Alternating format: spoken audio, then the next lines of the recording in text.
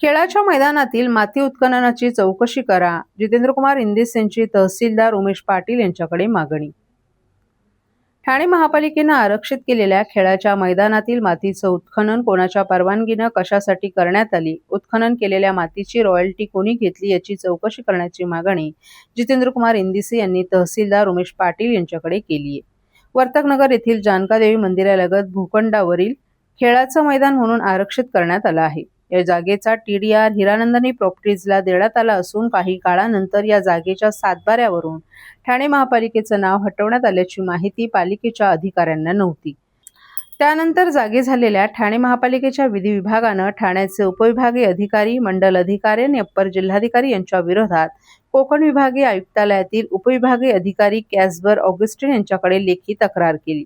एकंदरीत हे प्रकरण न्यायप्रविष्ट असतानाही खेळाच्या मैदानातील माती काढून टाकल्याचं दिसून आलं.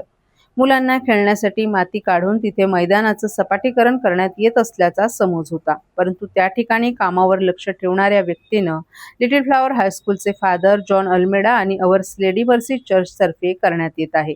त्या ठिकाणी ईस्टर संडेच्या होली वीक कार्यक्रमासाठी स्थानिक पोलिसांकडे अर्ज करण्यात आला असल्याचंही समजतं. मात्र खेळासाठी मैदान आरक्षित असल्यानं त्याच्याशी संबंधित असलेल्या क्रीडा विभागाची कुठलीही परवानगी घेतली नसल्याचं संबंधित अधिकाऱ्यांनी सांगितलं. मैदानातील जमिनीचं गौण उत्खनन बेकायदेशीर असल्याचं स्पष्ट होत असल्यामुळे तहसीलदारांनी चौकशी करून संबंधितांवर फौजदारी गुन्हा नोंदवावा अशी मागणी इंदिसे यांनी केली आहे. आपलं शाळेचं मैदान लिटिल फ्लॉवर शाळेचं मैदान पोखरवाड नंबर 2 येथील शाळेचं ठाणे महानगरपालिकेचं राखीव मैदान होतं. त्या राखीव मैदानाचं परस्पर नाव उडवण्यात आलं. अवर लेडी मर्सी चर्च ती संस्था आणि कॅस्पर ऑगस्टिन त्यांनी ते नाव हटवून तो कब्जा करण्याचा प्रयत्न केला. आपण लिटिगेशन केलंय, त्याच्यात अपिलात गेलेलं आहे. आता ते लोक जबरदस्ती त्या जागेवर कब्जा करून मास करण्याचा प्रयत्न करतायत की ही आमची जागा हे दाखवण्याचा प्रयत्न करतायत. त्या बाबतीतला मी सगळं पत्रव्यवहार उपायुक्त असतील, सन्मान्य आयुक्त असतील, अतिरिक्त आयुक्त असतील यांच्याशी केलेला आहे. यांनी त्वरित लवकर हे अतिक्रमण काढून संबंधितावर कारवाई करावी. माझा कुठल्याही मासला विरोध नाहीये, पण ते मागच्या आडमध्ये तो प्लॉट हडपण्याचा प्रयत्न करत आहे. माझी एवढीच विनंती की महापालिकेने त्वरित कारवाई करावी. जर यांनी हे जर काम थांबवलं नाही किंवा जाणून बुजून करण्याचा प्रयत्न केला तर मी आमरण उपोषणला संध्याकाळपासून बसतोय ठाणे महापालिकेच्या दालनामध्ये. बाल हनुमान मंदिर ट्रस्ट आणि बाल हनुमान सेवा मंडळ यांच्या वतीने आज श्री बाल हनुमान जन्मोत्सवाचं आयोजन करण्यात आलं होतं. दरवर्षीप्रमाणे यंदाही हा सोहळा मोठ्या भक्तिभाव आणि उत्साहात पार पडला. यावेळी मंडळाच्या वतीनं विविध धार्मिक कार्यक्रम आणि सामाजिक कार्यक्रमांचं आयोजन करण्यात आलं होतं. यावेळी मंडळाच्या वतीनं आरोग्य शिबिर आणि मोफत चष्मा वाटप शिबिराचं आयोजनही करण्यात आलं. JTM building, Harinivas circle, Naupada, Thane येथे झालेल्या कार्यक्रमात सकाळी होम हवन, दुपारी महाप्रसाद तसंच भजन कीर्तनाचं आयोजन करण्यात आलं होतं. परिसरातील भाविकांनी मोठ्या संख्येनं उपस्थित राहून दर्शन आणि महाप्रसादाचा लाभ घेतला. या सोहळ्यात श्री बाल हनुमानाची पूजा अर्चना करण्यात आली. तसंच भक्तांनी दर्शनासाठी गर्दी केली होती. संपूर्ण वातावरण भक्तिमय झालं होतं. कार्यक्रमाच्या यशस्वी आयोजनासाठी समस्त थोरवे परिवाराने विशेष परिश्रम घेतले. तर्फे हनुमान जयंती जोरदार साजरी करण्यात येते. काय काय कार्यक्रम राबवले, कितवं वर्ष? नमस्कार. प्रथमतः सगळ्यांना, तुमच्या दर्शकांना हनुमान जन्मोत्सवाच्या खूप खूप शुभेच्छा.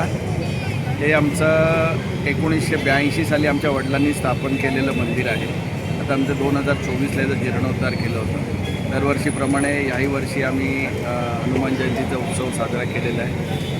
त्या औचित्य ठेवून आम्ही हेल्थ केलेलं आहे. हेल्थ चेकअपचं हे केलेलं आहे. चष्मा शिबिरचं हे केलेलं आयोजन, भंडारा केलेला आहे तसं लोकांना. आणि लोकांचा म्हणजे भाविकांचा चांगल्यापैकी उत्स्फूर्त प्रतिसाद मिळतो आहे. लोकांचा चांगला हे मिळतो आहे, इथे सहभाग मिळतो आहे. ठाणे महानगरपालिकेच्या महापौर शर्मिला पिंपळकर यांनी दिलेल्या माहितीनुसार 23 तारखेला महापालिका आयुक्त सौरभ राव यांनी 2026-27 या आर्थिक वर्षासाठी 6,221 कोटी रुपयांचा अर्थसंकल्प सादर केला. या अर्थसंकल्पावर सर्व नगरसेवकांनी सविस्तर चर्चा केली होती. महापालिकेमध्ये अनेक नवीन नगरसेवक आले असून त्यांनीही आपल्या भाषणातून महत्त्वपूर्ण आणि सकारात्मक मुद्दे मांडले होते. महापालिकेचं उत्पन्न वाढवण्यासाठी मालमत्ता कर वसुली वाढवणे, पाणी चोरी रोखणं तसंच शहर विकासाच्या माध्यमातून उत्पन्न वाढीसाठी महत्त्वपूर्ण सूचना या अर्थसंकल्पामध्ये करण्यात आल्या होत्या. सभागृहातील सर्वपक्षीय नेते, गटनेते आणि सर्व नगरसेवकांनी या अर्थसंकल्पाला अखेर सर्वानुमते मंजुरी दिली होती. सलग 3 दिवस सुरू असलेली अर्थसंकल्पीय सभा आज पहाटे 7 वाजता संपली होती. ठाणे महानगरपालिकेच्या इतिहासात पहिल्यांदाच अर्थसंकल्पावर इतक्या उशिरापर्यंत चर्चा होऊन तो शिस्तबद्ध पद्धतीनं मंजूर करण्यात आल्याबद्दल महापौरांनी सर्व सदस्यांचे आभार मानले. दरम्यान या अर्थसंकल्पामध्ये समाविष्ट करण्यात आलेले मोठे विकास प्रकल्प टप्प्याटप्प्यानं राबवण्यात येणार असून त्याचे उद्घाटनही लवकरच करण्यात येणार आहेत. त्यामुळे नागरिकांना भेडसावणाऱ्या विविध समस्यांवर निश्चितच मार्ग निघेल असा विश्वासही महापौरांनी व्यक्त केला. तसंच स्थायी समित्यांच्या स्थापनेबाबत सर्व स्तरावर चर्चा सुरू असून उपमुख्यमंत्री एकनाथ शिंदे यांच्या मार्गदर्शनाखाली या सर्व समित्या लवकरच स्थापन करण्यात येतील असंही महापौर शर्मिला पिंपळकर यांनी स्पष्ट केलंय. चांगल्या पद्धतीचं ठाणे शहरामध्ये काम केलं गेलं आणि मला वाटतं आज ज्या 131 नगरसेवक आपले निवडून आलेले आहेत आणि याच्यामध्ये बरेच नगरसेवक नवीन आहेत, पण तरीसुद्धा मला वाटतं 4 वर्षाचा जो मधला गॅप होता 22चा कार्यकाळ संपल्यानंतर आणि अभ्यासपूर्वक असं या नवीन नगरसेवकांचं भाष्य या सभागृहामध्ये त्यांनी आपल्या प्रभागातल्या विषय मांडले. त्याचप्रमाणे महानगरपालिकेचे उत्पन्न वाढवण्यासाठी मालमत्ता कर वसुली आणि पाणी गळती, पाणी चोरी रोखणे, शहर विकास विभागाच्या माध्यमातून मिळणाऱ्या उत्पन्न वाढीसाठी देखील महत्त्वपूर्ण सूचना या अर्थसंकल्पामध्ये केल्या गेल्या आहेत. आणि या अर्थसंकल्पावर सभागृहातील सर्वपक्षीय सभागृह नेते, सर्व गटनेते, सर्वपक्षीय गटनेते आणि सर्व नगरसेवक यांनी या अर्थसंकल्पाला मंजुरी दिली आणि सर्वांचं ऐकून घेऊन आपण हा अर्थसंकल्प काल म्हणजे आज पहाटे सलग 3 दिवस चालू होता आणि आज पहाटे 7 वाजता संपला. मला वाटतं पहिल्यांदाच ठाणे महानगरपालिकेमध्ये 7 वाजेपर्यंत ही सभा अर्थसंकल्पावर खूप चांगल्या पद्धतीने मांडण्यात आली आणि मंजूर करण्यात आली. त्याबद्दल सर्व सदस्यांचे मी धन्यवाद मानते. धन्यवाद. सर्व नागरिकांना आवाहन करण्यात येत आहे की सध्या डासांमार्फत पसरणाऱ्या डेंग्यू या आजाराचा प्रसार रोखण्यासाठी प्रत्येकाने पुढीलप्रमाणे कार्यवाही करावी. डेंग्यू आजार एडिस इजिप्ती हा डास चावल्याने होतो. या डासांची पैदास साचलेल्या किंवा साचवलेल्या स्वच्छ पाण्यामध्ये होते. 8 दिवसांपेक्षा जास्त दिवस पाणी उघडे व साचून राहिल्यास त्यात डास अंडी घालतात. अंड्यांच्या अळ्या तयार होऊन पुढे डास तयार होतात. यासाठी आपल्या घरातील पाणी साठे उदाहरणार्थ बॅरल्स, पिंपे, टाक्या, हौद, रांजणे इत्यादी दर आठवड्याला रिकामे करून घासून पुसून कोरडे करून पुन्हा भरावे. 1 दिवस कोरडा दिवस म्हणून पाळावा. पाणी साठ्यांना घट्ट झाकणे बसवावीत किंवा जुनी साडी, चादर, धोतर यांनी बांधून झाकून ठेवावीत, म्हणजे डास त्यात जाऊन अंडी घालणार नाहीत. घराच्या गच्चीवर, आजूबाजूला, अंगणात कोठेही पाणी साचू देऊ नये. भंगार सामान उघड्यावर टाकू नये. उदाहरणार्थ टायर्स, प्लास्टिक सामान, कुंड्या, टाकाऊ वस्तू इत्यादी. अशा सामानात पावसाचे पाणी साठून त्यात डेंग्यूच्या डासांची पैदास होते. घरातील कूलर्स, फ्रीजच्या पाठीमागील ट्रे हे देखील वेळोवेळी कोरडे करावेत.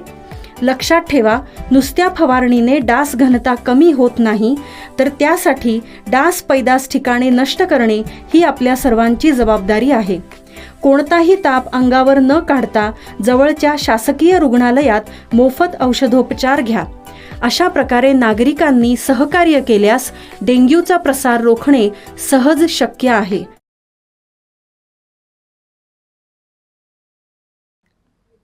यंदाच्या आर्थिक वर्षाच्या पहिल्याच दिवशी मालमत्ता कर वसुलीला गती देण्याकरिता पालिकेनं पावलं उचलली. महापालिकेकडून 1 एप्रिलच्या पहाटे ठाणेकरांना मोबाईलवर SMS द्वारे देयकं आणि ऑनलाईन भरण्याची लिंक पाठवण्यात आली. परंतु ही लिंकच उघडत नसल्यानं अनेकांना कर भरता आला नाही. कर भरण्याची इच्छा असूनही तांत्रिक अडचणींमुळे ठाणेकरांचा पहिल्याच दिवशी हिरमोड झाल्याचं चित्र समोर आले. ठाणे महापालिकेचा मालमत्ता कर हा पालिकेच्या उत्पन्नाचा महत्त्वाचा स्रोत मानला जातो. गेल्या 2025-26 आर्थिक वर्षात महापालिकेच्या मालमत्ता कर विभागानं ठरवून दिलेल्या 915 कोटींच्या उद्दिष्टापैकी 878 कोटी रुपयांचा कर वसूल केलाय. गेल्या वर्षीच्या तुलनेत यंदा 68 कोटी 37 लाखांचा अधिक महसूल पालिकेला प्राप्त झालाय. सुमारे 87.37% कर हा डिजिटल आणि इतर आधुनिक माध्यमातून भरला गेल्यानं ठाणेकरांनी ऑनलाईन भरणा पद्धतीला स्पष्ट पसंती दिली आहे. यंदा पालिकेनं मालमत्ता कर विभागाला 1200 कोटी रुपयांचं उद्दिष्ट दिलं आहे. त्यासाठी ई-बिलिंग, व्हॉट्सअप, चॅटबॉट आणि पहिल्याच दिवशी देयकं पाठवण्याची व्यवस्था राबवण्यात आली. मात्र या सर्व योजनेवर पहिल्याच दिवशी पाणी फिरल्याचं दिसून आलं. मालमत्ता कर वसुलीसाठी पालिकेकडून गेल्या काही वर्षांपासून विविध उपाययोजना करीत आहेत. त्याचप्रमाणे यंदाही 1 एप्रिल रोजी पहाटे SMS-द्वारे ही देयकं मिळतील अशी व्यवस्था केली जाईल अशी घोषणा पालिकेनं अर्थसंकल्पात केली होती. अभिजित बांगर यांच्याकडे आयुक्तपद असताना त्यांनी ही व्यवस्था उभी केली होती. या माध्यमातून पहिल्याच दिवशी काही कोटी रुपये जमा झाल्याचा डंकाही महापालिकेनं पिटला. हीच व्यवस्था यंदाही पूर्ववत ठेवण्याचा जुनाच संकल्प यंदाच्या अर्थसंकल्पात नव्यानं सोडण्यात आला होता. यंदा मालमत्ता कराच्या वसुलीसाठी व्हॉट्सअप, चॅटबॉट कर प्रणालीचा अवलंब केला जाईल. यामुळे 2 टप्प्यात कराची देयकं भरणं शक्य होणार असून करदात्यांना कराचे देयक आणि पावती मिळणं शक्य होईल. तसंच ई-बिलिंगची संकल्पना यंदा अधिक प्रभावीपणे राबवण्यात येईल अशी घोषणाही करण्यात आली होती. यंदाच्या आर्थिक वर्षातही पहिल्या 6माहीप्रमाणे दुसऱ्या 6माहीचा कर भरणाऱ्या करदात्यांना सवलत असणार आहे असं पालिकेनं जाहीर केलं होतं. ही सवलत मिळवण्यासाठी अनेक नागरिक पहिल्याच दिवशी कर भरतात.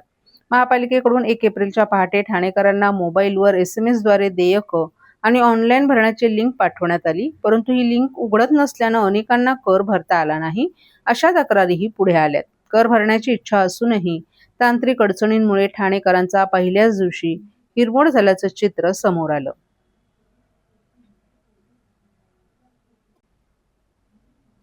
ठाण्यातील मुंब्रा परिसरात आज भरदिवसा गोळीबाराचा थरार घडला. मुंब्रा बायपासवरील शिवाजीनगर भागात असलेल्या लाल किल्ला हॉटेलजवळ अज्ञातांनी बेछूट गोळीबार केला. या गोळीबारात एका व्यक्तीचा मृत्यू झाला असून 3 जण गंभीर जखमी झाल्याची प्राथमिक माहिती समोर आली आहे.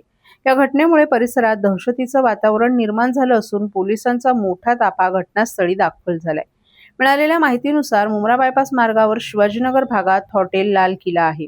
या वर्दळीच्या ठिकाणी अचानक गोळीबाराचा आवाज आल्यानं नागरिकांची एकच पळापळ झाली. इथे काही अज्ञातांनी अंधाधुंद गोळीबार केला.